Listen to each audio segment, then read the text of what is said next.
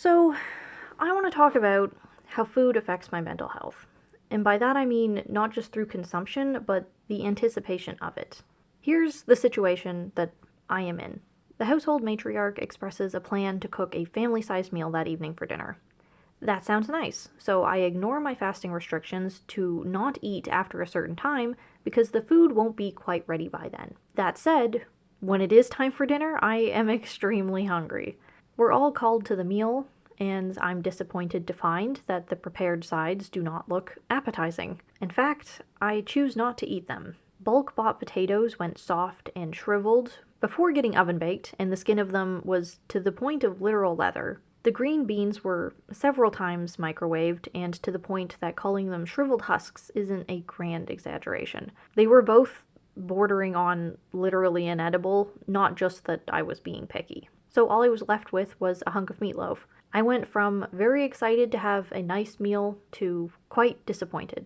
I was honestly sad, like really, really bummed out to have my expectations flip so suddenly, and I was too hungry at that point to just make myself a decent alternative. I'd already passed my eating times waiting for this. There are a lot of foods out there that are generally considered depressing, like instant noodles or craft single slices on an untoasted, uncooked bologna white bread sandwich. Not only are those not very healthy for you, they're lazy to make and don't taste very good. That said, I think I find food more depressing whenever I have an expectation that it will be good first. I'm never mad that Mr. Noodles tastes like Mr. Noodles and not homemade ramen, but I'm sure that we've all had disappointing experiences eating out where the food wasn't up to the quality that you could have done better at home for cheaper. And the thing is, I wish it wasn't so hard to be honest about food quality to the people that make it. We've all, well, not all, but like by the time you hit 30,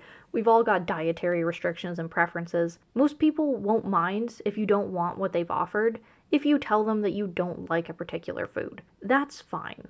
What's not considered fine is if someone offered you a food they canonically know that you like, and you said, "Oh, I like that food usually, you just didn't make it well enough. I'd rather not."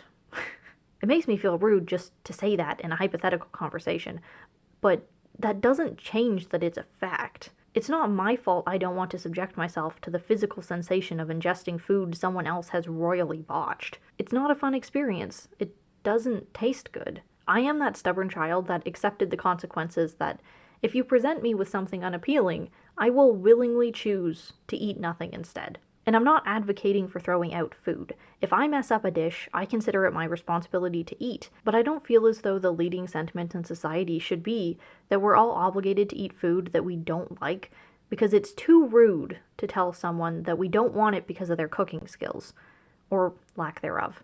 There was a trend on YouTube of people cooking recipes from old America, like 1950s magazines or whatever, and some of that stuff was atrocious looking. Like perfectly good meals, but encased in gelatin? Ew, why? It's kind of crazy that people get judged nowadays for the amount of fast food they consume when people were eating this some decades back. I grew up in a culture where you're not allowed to question the food presented to you. Children were expected to eat what mom makes and to finish it too. And I mostly still respect the idea that you have to try not to raise picky or wasteful children. But now, as an adult with a wider taste palette, I'm a bit bewildered by what's considered acceptable meal prep in going standard around here. As with the 1950s recipe, we let white bread housewives get away with some shit.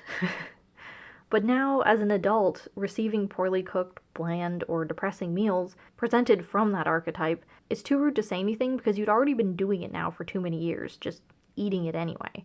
Like, what do you mean, what do I mean? This dry, unseasoned chicken breast isn't appetizing. Anyway, this instance of being disappointed with meals presented to me really drove home how important it is for me to have control over my meals. Not just what they are, but when they are and the quality of them. I need to stop caring how rude it is when it's my mental and physical health hanging in the balance. Let's normalize saying, yeah, I do normally like that dish.